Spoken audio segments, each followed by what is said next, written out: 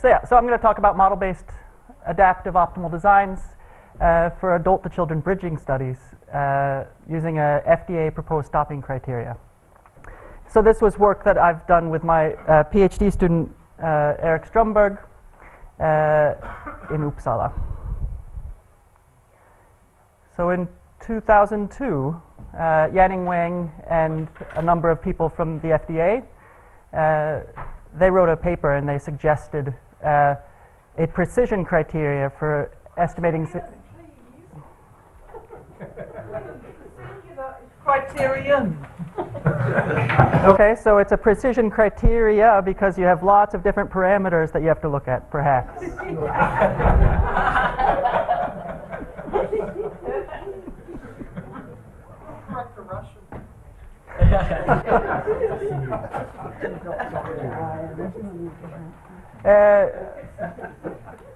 So it's a. He used Russian better. That's what we're doing the discussion, okay? I would say criterion, Russian, French, Polish. All I'm doing is following, I guess, what they say in the FDA, and so they also say criteria there. So. There is not a precision criteria, so that's a problem. But it's still the same. It's the same criteria. So anyway, okay. So the criteria said something like this. It said the study must be prospectively powered to target a 95% confidence interval within 60 and 140% of the geometric mean estimates of clearance and volume of distribution for the drug that you're interested in each pediatric subgroup that you're interested in, with at least 80% power. In that paper, they also suggested two different ways you could compute these confidence intervals. They talk about a sort of standard non-compartmental analysis, and in that non-compartmental analysis, then for each pediatric subgroup of different ages or weights or whatever you're interested in, then you can compute a geometric mean as well as a standard deviation of the individual clearances and volumes, and from that compute a standard confidence interval. They also suggested that you could use a population pharmacokinetic model, so these nonlinear mixed effects models, and they could use the estimates from this estimated population PK model to derive the typical clearances and volumes in the different groups that you're interested in.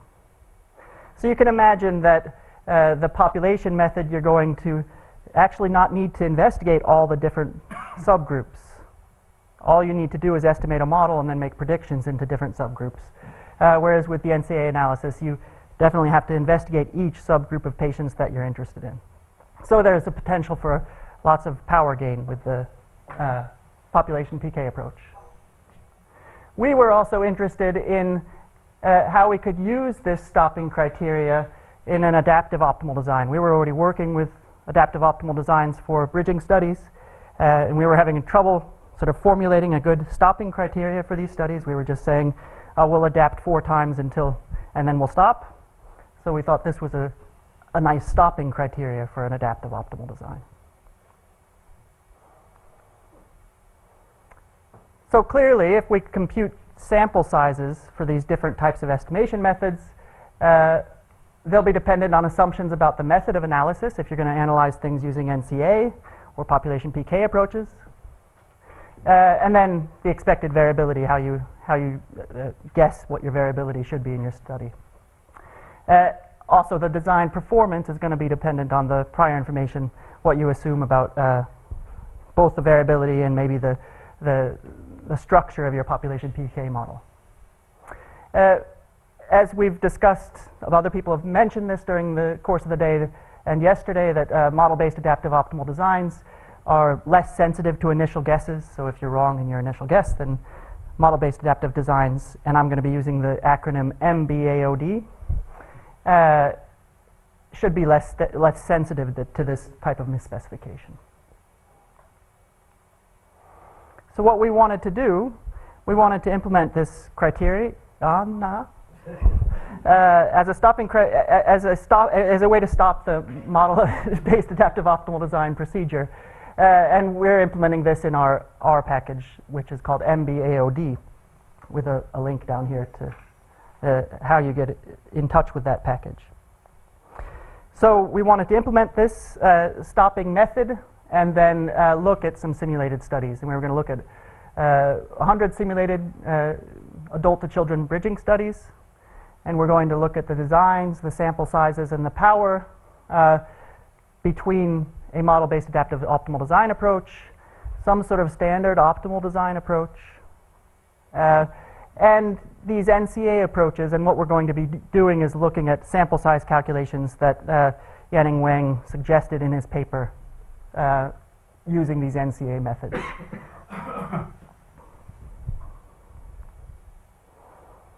So just a little bit of background about optimal design and adaptive optimal design. If we're just thinking about optimal design, then in general we can think about designing our future study. We have some sort of model guess or a set of model guesses.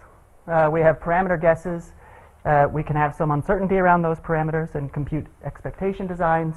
We might even have prior information in terms of, say, an initial information matrix. We can then compute our optimal design, and then we'll run the study, analyze the study, and get some parameter estimates out. Clearly, in this study, we're doing simulation. So I've changed from study to simulation here.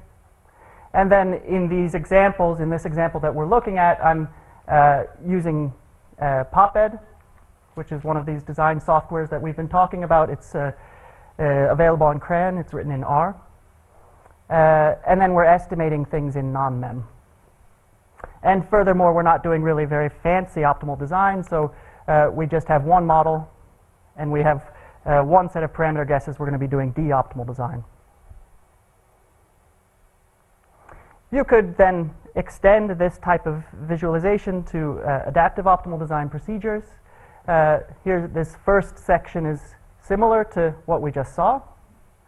And then if we reach our stopping criteria, that is, if we've achieved sufficient certainty about our clearances and volumes for all the population subgroups that we're interested in, then we can stop the study. Otherwise, we continue on to some new cohort of patients and try and figure out where to allocate those patients. So in this case, what we're going to do then is take the observed information matrix from the initial cohort and use that as a prior in computing the design in the next cohort of patients. And I think we heard on Monday that this isn't exactly right, because the information matrix for the second cohort of patients should actually be, it's not only, you can't just add these two information matrices together. There's some correlation that we're not taking into account, so that's one drawback of this procedure. So anyway, we do that. We take the prior information, the observed information matrix from this previous cohort, add it in as a constant into the optimal design calculations in the next cohort of patients, compute an optimal design, and then get the data from that cohort of patients, analyze both data together, and do some estimation, and then check if you've reached your stopping criteria, if your clearances and volumes are certain enough or not, and so on. In this case, then, we're doing something more simple. We're not assuming anything about lots of different parameter guesses or parameter uncertainty around all the model parameters. So we assume a model guess, and we assume a set of model parameters, and we do D-optimal design. And the uncertainty in things we take into account with these adaptation rules that I'll talk about. So in order to do these simulations, then we need to be able to simulate into different subgroups of pediatric patients. And that means that we need to be able to simulate reasonable weights, and in the case of our model, we need to simulate reasonable postmenstrual ages for a number of different groups of pediatric patients. So what we did is we took information from the National Center for Health Statistics in the US, and they have a whole bunch of information about essentially every year up to, well, in this case, 29 years old. And at the lower age groups, then they have statistics about means and variances, and even if it's skewed distributions or not, for 3 months, and then 3 to 6 months, and 6 to 12 months. They have information about those groups instead of yearly. In our study, though, we're not going to look at these small groups of patients. We're going to group things a little bit more generally, and that's typically what you see in bridging studies. So our age grouping we're going to look at is we're going to have 6 groups of children and then groups of adults. And the children will be 3 to 6 months, 6 to 12 months, 1 to 2, 2 to 6, 6 to 12, 12 to 18 years. So that's a combination of the data that you actually find in this data set. So I've written out that these first 3 groups, that's one group in this data that we have, and then the rest has, there's multiple sets of information in that data set. So we can get then post-menstrual age from this data, as well as weights that we can expect in those groups of patients. So the model we're going to be assuming is, again, quite simple. We're assuming a one-compartment model with linear elimination. We're assuming that we're not giving any oral drug, so IV bolus dose of a drug. So this is the analytic solution to our model. This is the description of for each individual and each observation. We have some dose, which is going to be individually dependent on the weight of that individual. Volume of distribution, which can be different between each individual. Clearances, which can be different between individuals. A number of sample times, and then we have a additive plus proportional residual variability structure, which is something that Sergey talked about earlier today. So this is the simple PK model. And then the clearance and volume parameters, we're going to have a scaling model on top of this PK model. And the scaling model looks like this. We have some sort of allometric scaling, where we scale based on weight. And then we say that anyway, clearance is scaled also by some sort of maturation function, which talks about the enzyme maturation for just this drug's metabolism. So it's dependent on the post-menstrual age of each individual. And so these will be measured covariates that we'll have in our study.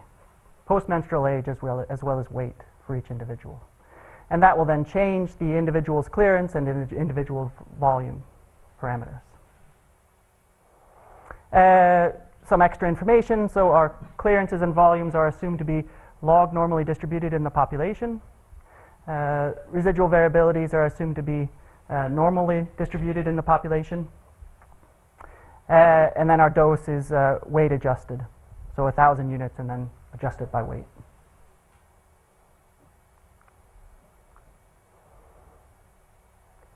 So we wanted to investigate what happens if we guess wrong with our model.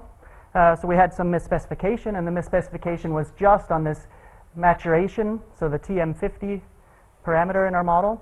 So we have these other parameters, and then we had 50% misspecification in the worst case, or 25% misspecification in the other direction, based on the true value of 100 for this TM50 value. So these are actually relatively high estimates. Typically you might see TM50 values for maturation functions down around 50, 60. And this is just to try and show differences between different misspecifications. So this is the type of clearance that we can imagine within groups if we look at changing post-menstrual ages, assuming some sort of median weight. And you can see the black line is what the truth is, and then if we assume a smaller value for TM50, then clearance scales up quicker, and a larger value for TM50, this clearance scales up more slowly.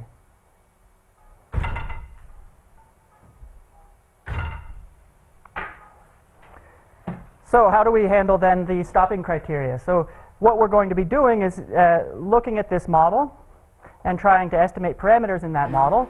So we'll have some data, and we'll then estimate parameters based on that data. We're going to get estimates of the model as well as, of course, uncertainty around those estimates based on the observed Fisher information matrix. So then we use our scaling model, the parameter estimates, as well as the inverse of the information matrix to talk about, well, first off, we need to compute the derived variable individual clearance and individual volumes. And those are based on, if you go back to this slide, to compute individual clearances, then we need this parameter, which is actually two parameters, a fixed effect and a random effect, as well as the TM50 parameter. So we estimate the parameters, and then we have to look in various different age groups, and based on median postmenstrual ages and median weights in those age groups, we can then predict the clearances and volumes that you would expect in those age groups, as well as the uncertainty that we have around those predictions. So you can look at a number of different age groups, and you can say whether the confidence interval for clearance is within the geometric mean of 140 or 60% of the geometric mean. And in this case, then, we have all of the groups passing. This is just an example. We have volume and clearance for all of the potential age groups that we're looking at. But you could also imagine that one group might not pass, and then we don't pass the stopping criterion. We have to continue our study.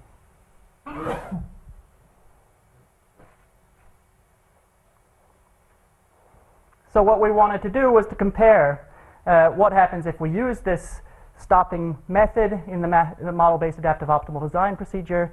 We'll compare it to an optimal design procedure. We'll also then compare it to if we just compute sample sizes based on an NCA analysis. So the model-based adaptive optimal design and optimal design procedure is going to have this type of structure. We're going to assume we have some prior information, and that is we have adult data. So we're going to have simulated data from 100 adults. And then the initial design is going to be 9 children, and we just set them in the optimal age group with some fixed sampling schedule. So we're just optimizing which age group should you be placed in, these 9 children. And then the variable after this initial design, if you haven't reached the stopping criteria, then you'll add 2 extra children into the study, and you'll decide which age group those children should fall into. And as I said, we're using d-optimal design in this case. You might think about using other types of optimality criterion because we're not interested in all the parameters in our model. We're really only interested in clearances, volumes, and TM50. The other parameters are just nuisance parameters, but in this case, we're doing a d-optimal design. The NCA estimation, estimating sample sizes based on NCA analysis, you could think of doing it in at least 2 ways.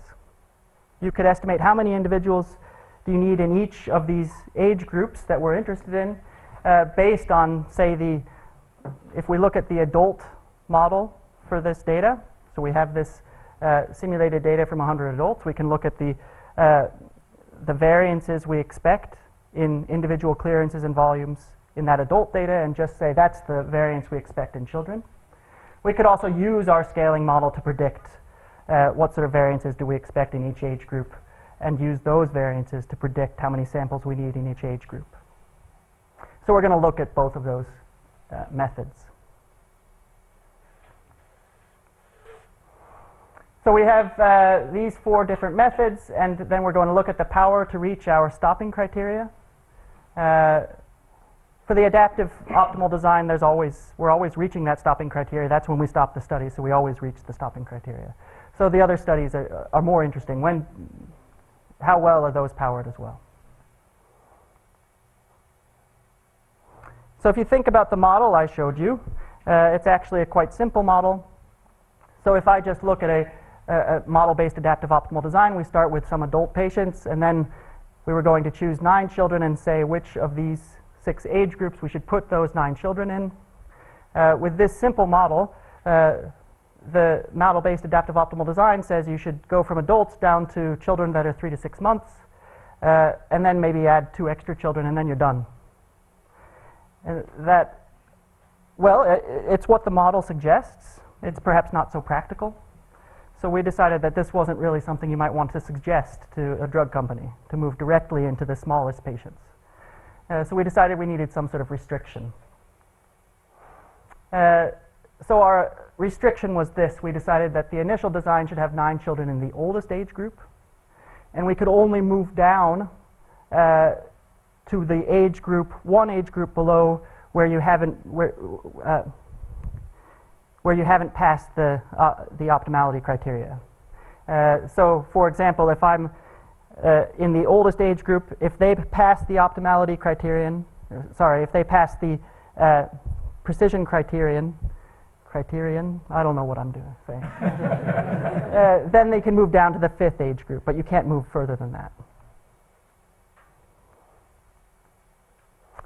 So this is what this is what you'll see if you run these adaptive optimal designs multiple times. This is just a number of different simulations. And here we can see that you start with the adult data, and then you would take 9 children. Here's the children in total. The first step of the design is always the same.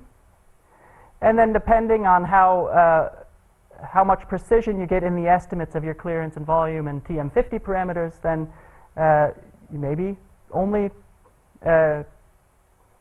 this group passes the stopping criterion. Otherwise, you could go down to, it might be also that you could have lower groups that pass the stopping criteria. So here we go for the black simulation.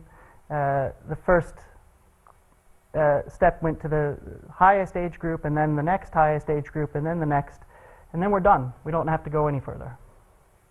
In the next simulation, then the highest age group, the next highest age group. In this case, then, this age group didn't pass the stopping criteria, so we had to wait, add 2 extra children, and then they passed the stopping criteria.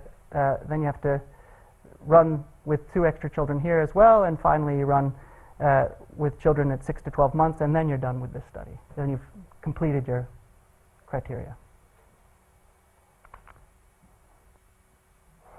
We wanted to do something similar for optimal design, but we didn't want to, of course, use any data so have any adaptations. So in our optimal design, what we decided to do was to have the same stopping criteria. It's just that at each point where we would do adaptations previously, we only use the expected Fisher information matrix and choose which patients, where they should go. So you get, you run an adaptive optimal design, but you don't ever generate data.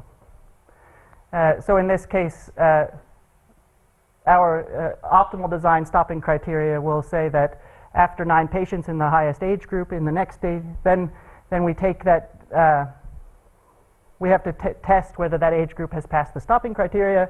We take the scaling model, the parameter guesses that we had initially, as well as the predicted standard errors from the expected Fisher information matrix. And from that, then we can predict whether people should pass the stopping criteria or not. So you can guess that the uncertainties here should be slightly smaller, since we're using expected information matrices rather than observed information matrices. And that's just what we see. So in general, the optimal design here needed fewer children in total than the adaptive optimal designs. But then we can look at, well, the number of children in total that we needed for the model-based adaptive optimal designs and the optimal designs. So you can see that we needed fewer children in the optimal design. You always got the same number here because it's just one procedure, except for the adult data is being generated each time, so you may have some slight differences. And then you can see that if we're doing these NCA procedures, you have lots of patients, lots of children in these different groups, so you need many more patients in these NCA procedures. What I thought was sort of interesting is that if you look at how often you actually pass the stopping criteria, In the MBAOD approach, then 100% of the time, because you don't stop until you reach that criteria. In the optimal design approach, you're only reaching that criteria 72% of the time. Or if you have some misspecifications, you have slightly different numbers. And you can see that if you use a model-based approach, these NCA-based size calculations are way too large.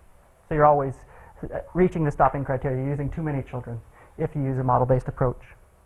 And you compute sizes based on these NCA analyses. So we implemented this precision criteria as a stopping criteria in the MBAOD R package. And what we saw was that model-based adaptive optimal design requires fewer children to fulfill the precision criteria compared to traditional sample size estimation methodologies. And the power for the optimal design was lower than 80%, so it didn't perform as well as you might like. One nice thing about this method is that the scaling model that I used, you can do this procedure for any scaling model you like. So if you go to clinical pharmacology meetings, then people who have their favorite scaling model, it's not just this scaling model that you have to use. You can use any one you like. So the method is not dependent on the scaling model. Of course, the numbers are different. This work was supported by the D.D. Moore project that Franz talked about earlier today. And if you want to see any of the code and how any of these simulations were run, then you can go to this GitHub repository and do things yourself if you like. Thanks. Thank you very much. Yes, Tobias? A question about the stopping criteria. Did you verify how high your power is in the case that you are not in this region? So if your true parameter is somewhere on the boundary, because these 100%, I'm afraid that you would, there shouldn't be 100% then. Certainly. So what we looked at here was some misspecification in our maturation TM50 parameter, which was what 25% less or 50% more than the true value. If you go on the criteria from the FDA. Yeah.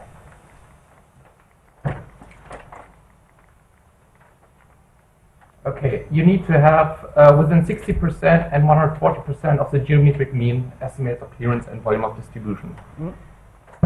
Assume that is not given. Assume that you have a drug and you have like 60%, really 60% on, let's say, on the clearance and not on the volume of distribution. What do you mean by 60? What do you mean that you have 60%? That 60, your parameter on the geometric mean estimates. So that this is on the lower bound of the confidence interval here. No, not on the, this is 60%. It's like So we're talking about uncertainty, right? No, you mean in bioequivalence trials you have sometimes these 80% and 100%. No, it's not the same thing. This is uncertainty calculations. It has nothing to do with the actual parameter value that you estimate. It has only to do with how certain you are about those parameter estimates. So you just have to have the uncertainty has to be between 60% and 140% of the geometric mean. Yes, I see. But the point is that you could, so you mean after you run your trial, you have success if this 95% confidence level is within this range. Yes. Yes. And this can be alternatively interpreted as a 2 one-sided test at the 2.5% significance level. And if you do this multiple stopping then I would be afraid that you don't keep this 2.5%, or other words, I'm a bit afraid about your confidence intervals there. Okay. You certainly are, I guess you're right that you're doing, we're not really, I guess we're doing a test. We're saying whether the confidence interval is too large or not. I don't think I have a good answer. We can I discuss think we have afterwards. to go back to why there was this paper. I think because they suggested FDA that you could do population PK analysis to know about PK data in children, and companies just started to do PK studies with 2 children by age group or 3 and, very spaced data. And so we said, okay, if you want to do that, then you have to have enough children in each age group so that you know something about the mean. Yes. But whether this having 95% confidence interval, the imprecision around the mean should be 60 and whether it's a good criteria, I have to say I don't really agree. But I think it's just to have enough patients in each age group so that company could report some meaningful means. I think he's suggesting, tell me if I'm wrong, you're suggesting there may be a multiple comparison issue Yes. with the But there is stop. no comparisons, that's what I'm saying. Well, but you're doing multiple looks to say if you're going to stop. For the good and bad adaptive design, yes. Yeah. Yeah. Fine? Yes? You want to- Are you estimating the variance as part of this construction of the confidence interval? Certainly. So we compute the uncertainty around the parameter estimates each time we do these confidence interval If you follow calculations. the Chow-Robbins procedure, where you, one observation at a time, keep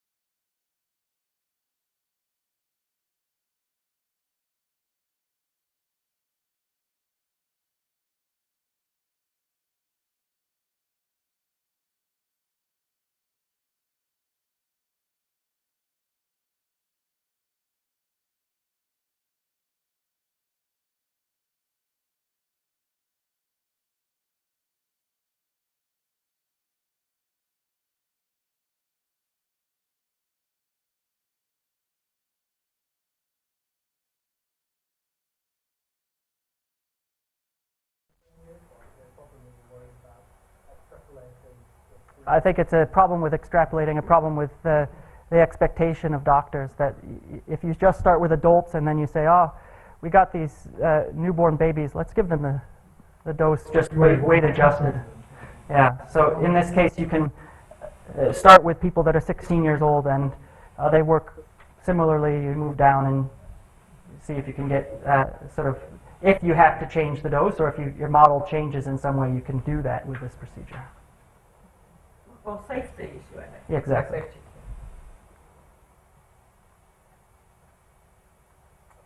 Okay, thank you very much Thank you. indeed.